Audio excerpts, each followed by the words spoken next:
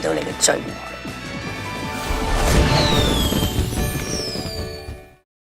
Hi, welcome to the Silver Spleen. My name is Ernest Tubb, and this is my review of Perfect Wedding. After all, Perfect Wedding is a TVB co-production. Ooh, the mark of cinematic excellence. In fairness, it was also a Shaw Brothers co-production, but it's always a thrill to hear that flourish and see that logo.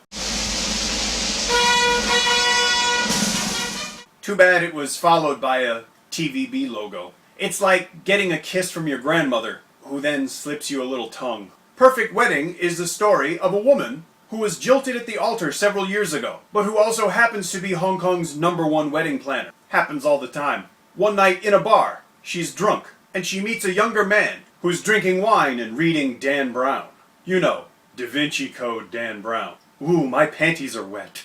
She goes home with him and has sex with him. The next day, they end up working together at a wedding. Romance, hilarity, and drama are soon to follow. If you have a significant head injury, otherwise you might just find yourself gnashing your teeth. If you decide to take Perfect Wedding as a light comic farce, a piece of fluff, then you'll have no problems, because it is utterly without weight or, frankly, cinematic merit. Well, maybe there's a little. One of the problems that arises in this film is the generally fluffy, disposable nature of Perfect Wedding, because that is constantly ruined in a very good way by Miriam Yeung's acting. She seems like a real human dropped into the middle of a TVB, i.e. bad, drama.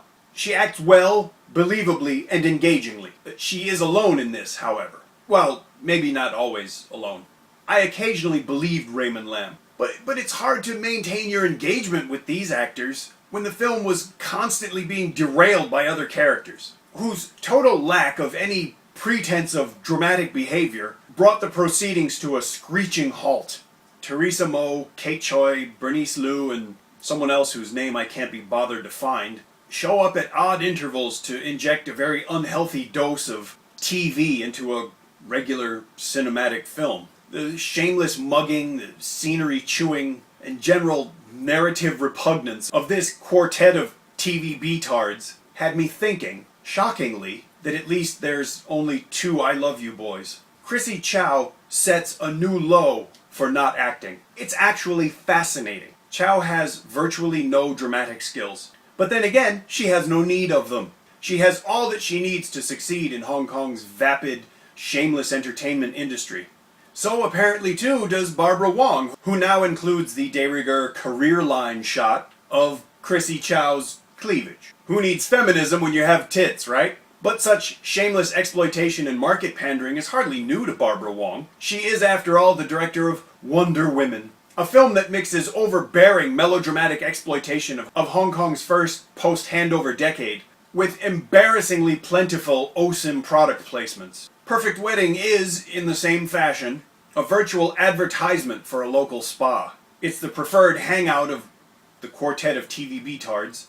And apparently it's so meaningful to one couple in the film that they get married there wearing robes that naturally have the logo of the spa. Besides, films don't pay for themselves.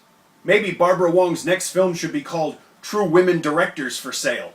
If she whores her films out any more to product placement, they'll have to be qualified as infomercials. And she'll go to jail for pimping. I'm all for accomplishing things, but I would much rather accomplish them well. This is not always a very common attitude in local film. Why bother trying hard when you can just cut corners and be lazy? Why try hard to make a good movie? Why should I try to use actors instead of celebrities in a movie? Well, that's all well and good. But you know what? Don't get uppity if I turn that same logic around on your movie. Why should I care about your movie? Why should I think it's good? Why should I give you 90 irreplaceable minutes of my life to watch your movie? Why should I try so hard to find something positive to say about your movie? I can't do it, and I won't do it. You know what?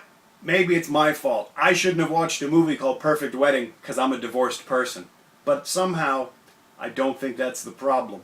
I'd like to think it's self-evident at this point that I'm hardly going to recommend you watching this film, much less buying it. But if you watch the film, I want you to do it because you bought it, not because you downloaded it. Yeah, it's not a good movie, but that doesn't make it okay to steal it.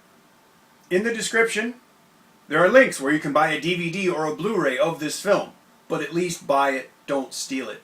If you enjoyed this review, please let me know by leaving a comment. If you didn't, go ahead and leave me a comment. If you enjoy these reviews in general, please subscribe. That way, you can see all the new ones first.